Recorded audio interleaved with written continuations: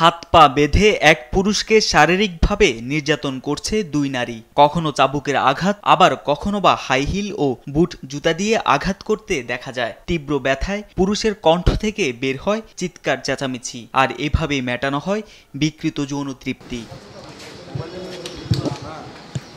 দীর্ঘদিন ধরেই রাজধানীর বসুন্ধরা আবাসিক এলাকার একটি বাসায় বিকৃত যৌনাচার চালিয়ে আসছে কয়েকজন নারী, যার ভিডিও ধারণ করে ছড়িয়ে দেন সামাজিক যোগাযোগ মাধ্যমেও।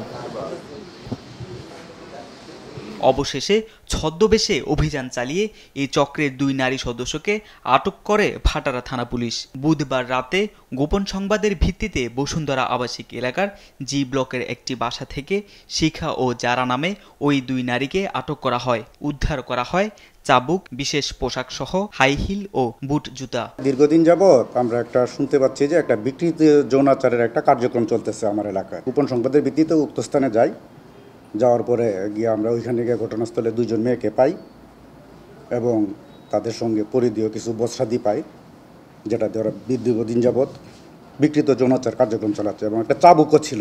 এটা এক ধরনের বিজনেস, যেটা ইংরেজিতে বলা হয় BDSM। অভিযুক্তদের বিরুদ্ধে আইনগত ব্যবস্থা নেওয়া হবে বলেও জানান তিনি।